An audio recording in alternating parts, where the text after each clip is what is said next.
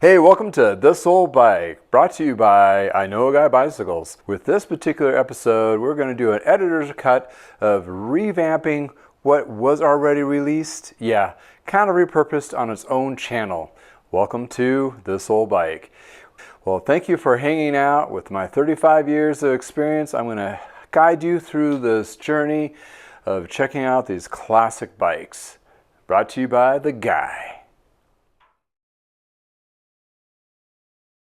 Welcome back to No Guy Bicycles, hanging out with the Guy. Hey, I'm Justin the Guy on This Old Bike series. We're looking at this early Trek 2500 Pro composite American bicycle technology. That's what it says on the sticker. It's kind of funny.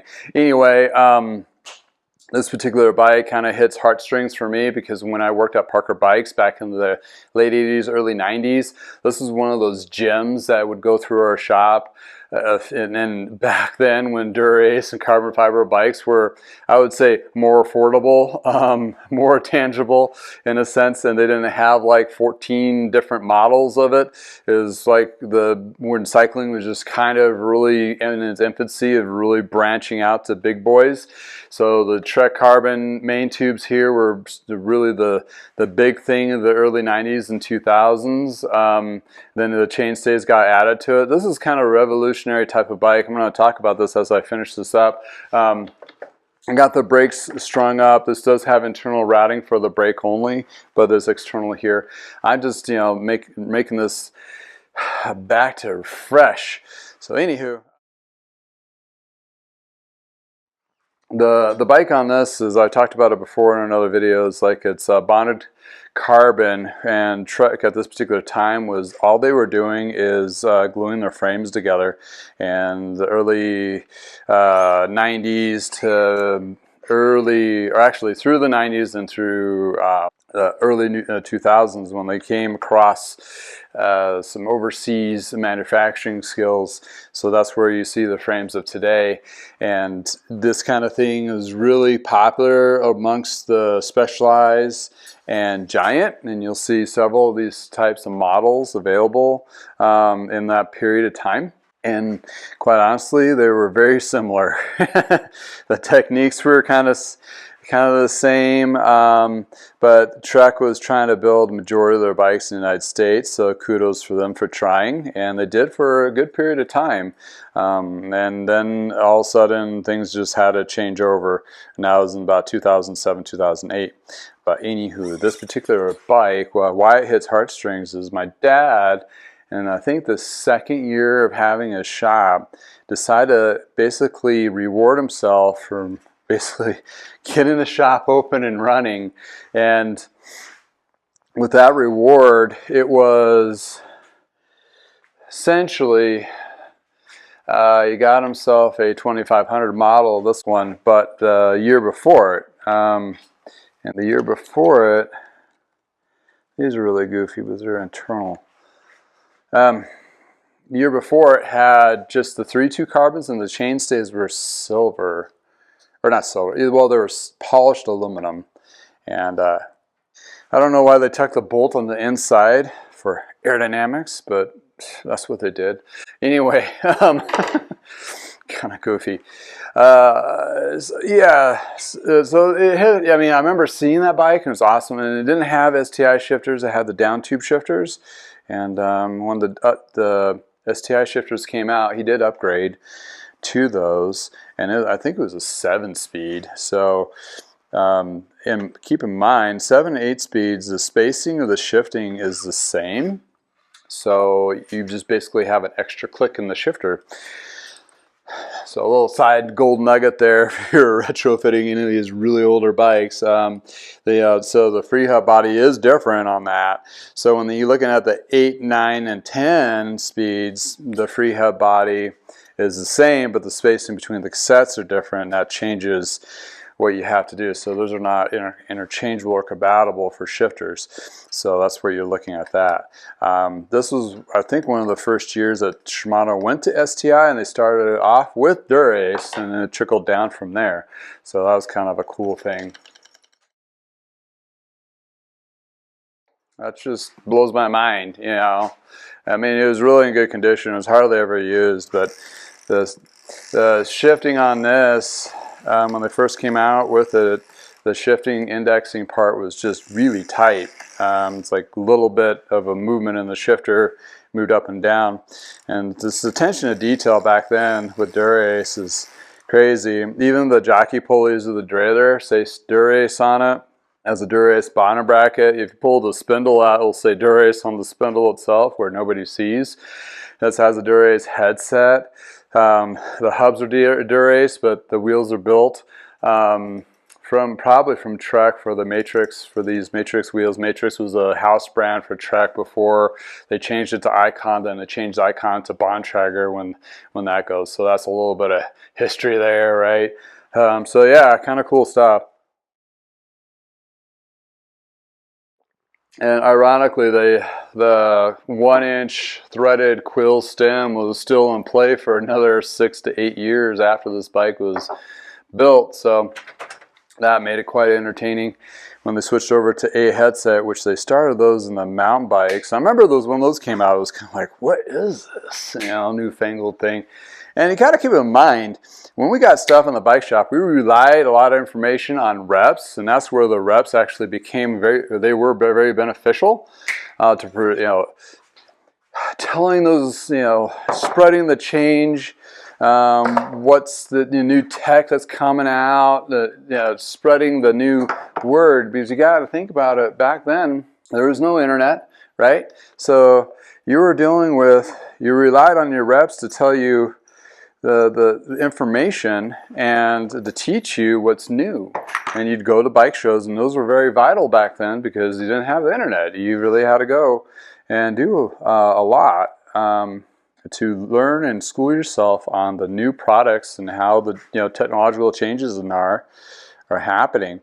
And when that A headset came out, I was kind of like, what is this? Same thing with disc brakes. It was kind of pretty rough rollout on disc brakes.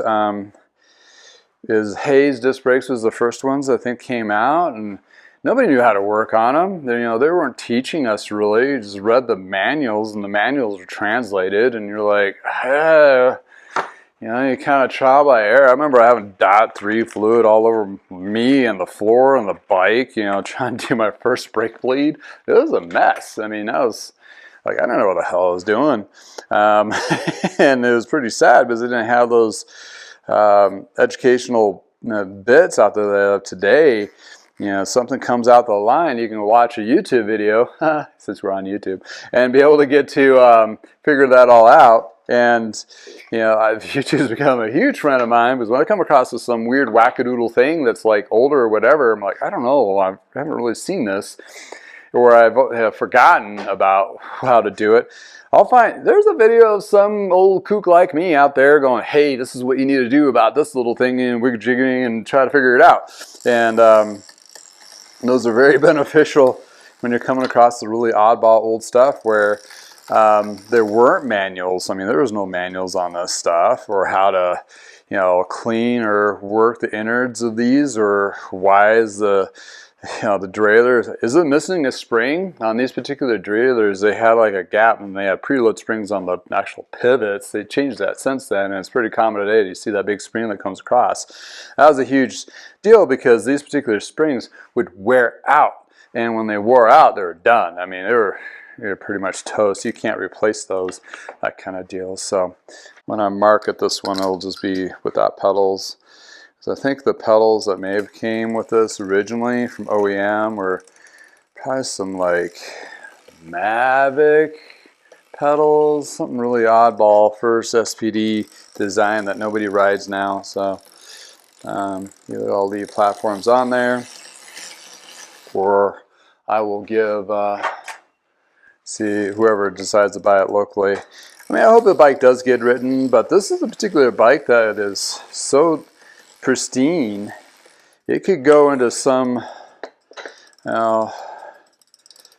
collector or gallery or a museum for sure, because this is one of those bikes that kind of revolutionized, or was the next step in road riding. matter of fact, I mean, the carbon was one huge beneficial thing, lightened up the bike. You know, Dura-Ace, this is where Dura-Ace changed to STI shifting, which was a huge benefit edge when you're racing back then, because when you're about ready to attack, they would hear or see you move your wrist down to shift down here. Well, when it's STI shifting, you don't see that. You just hear click, click, click, click, jump, jump, jump, go. And that split second advantage really threw a lot of people off, is that's where they're used to people diving down to grab their shifter. So that was one of the things I remember hearing about at the time. That was a huge beneficial factor. Now we just take it for granted. And obviously, you know, racing is completely a different awareness. But anywho, that was a huge different level up, if you will, in the racing of bicycles. That kind of deal. Get some wrapped up. And this is an 8-speed, so technically you could always switch it to 9-speed or a 10-speed with the wheel set on there. And it's an older wheel set, so if, you know, if anybody gets this bike, it'd be a good, you know, great bike to ride. But it might be one of those bikes that you start off with, or if you have a collection and you're not riding it all the time and hammering it. Just one of those, like, want to show off something like a classic car, right? You want to show off something fancy and cool on a group ride or something like that. This would be the bomb, because it has a huge conversational piece to it. And you know, if anybody's been around cycling and they see this, they'll be like, oh, I remember those. And I've already had people post comments on videos that have been related to this bike already, going, oh, I have one of those, you know, kind of thing. Or I had one, or I bought a frame and built it up, those kinds of things. So it is definitely a fun bike, and it performs really well. And it's kind of like one of those things where, you know, if you get into road riding, it's kind of fun to go back in time and pick up a couple of old classics and build them up really nice. And it's not too terribly expensive to do so, and do some of those, you know, fun rides. And, you know, compare the 2500 Pro to your ride up to Risk Canyon, or locally here, or up to Estes, or whatever. There's a couple other ones, but, you know, you compare that to what the newer ones are, and, you know, you'll find it's quite different. But in a lot of things, it's kind of the same. But it'd be kind of, you know, it's just fun to be able to identify those different things. And as I've been doing this, has been a lot of fun, because I'm not pigeonholed to a brand. Like when you're in a bike shop, you're stuck with that particular brand, or you feel like that's all you should ride, and that's where you get the deals. So it's kind of like you're a poor bike mechanic employee from a bike shop, so you don't make a lot of money. So you rely on those discounts quite a bit when you're purchasing a bike for yourself to ride, and you know, then you're kind of stuck with either the Trek or the Specialized or the Cannondale or whatever companies that you're dealing with. So what I'm trying to say is, by doing this, I picked up a lot of different brands that I wouldn't say I was familiar with them, but I wasn't familiar with them in the state that I worked with them in a day-to-day, and taking the opportunity to pick up a few of those and go for longer rides, and getting the feel for the bike. That's pretty fun. So, you know, if you're a cat that worked at a bike shop and all you carried was Trek and maybe a brand or two, and hey, try a couple of those other brands out, you know, or, you know, even be squirrely and go, I'm gonna try out what my competitors was back in the day and try one of their brands out in the same kind of model, and see if there was really anything to the difference of it. Because, you know, each brand had its own Kool-Aid, and they always kind of bash the other brands for, well, they don't do this or whatever, you know. Today it's kind of like, well, geometry specs is about the only difference that, you know, distinguishes you from the other brand, because there's a couple of little nuances of like some cool tech things, but besides that, they're all made in the same place, and the materials are very similar, and that's only a third of the bike. So if you really think about it, the other 2/3 of the bikes is the componentry and the wheels, which they are crossed over from all these other brands. So it's really about how the ride of the bike is by the geometry itself. And that's what makes the biggest difference, for sure. All cleaned up, cables are all new and housing.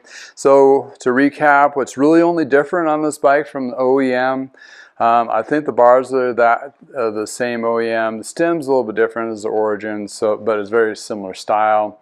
I'm not really sure. I'd have to look up see if I can find a spec sheet. I did upgrade the there's a carbon seat post on here versus the aluminum, but this saddle, the turbo, that's original. That's crazy. The Dura-Ace itself, the chain, or I'm sorry, the derailleurs, the crankset, bottom bracket, headset, and hubs, those are all original. The chain is not, that's a newer chain. I put that on there because the older one was rusted. And the cassette is new. So the chain, cassette, and cables and housing, and the stem and the seat post are the only things that are not OEM on this bike, which for this age, being over 30 years old, pretty darn good considering, well, bar tape and pedals, but we're nitpicking on that if you're going that crazy. But anywho, there we go. That's a wrap. If you found something like this, I think I found one of the 2500 frames around 500 bucks or so. If you find, like, I mean, it might be pretty hard pressed to get the same Dura-Ace vintage, but you can get like the newer stuff, or hey, get the $800 electric shifting. That would be mind-blowing to see. A 30-year-old frame and fork on a componentry that's 2023. That'd be something. Anywho, yeah, a beautiful, the craftsmanship on these it's amazing, beautiful. The polished lugs, aluminum fork, the machining of the Dura-Ace is just bountiful of beauty and tech and precision. And it's just one of those things that puts me back. It's like when you saw one of these in a shop new back in the day, it was like, wow, this is pretty cool stuff. So anyhow. Well, that concludes this episode of This Old Bike. Thank you for tuning in and watching through the final reveal of the perfect bike for you. Maybe, maybe not. But in any case, I hope you learned some things along the way in the journey of a bike mechanic refurbishing these particular beautiful gems of the past, which are very relevant of today. Thanks for tuning in, and you will find other videos like these. Go ahead and click here to enjoy more refurbished, detailed bikes that are from the past.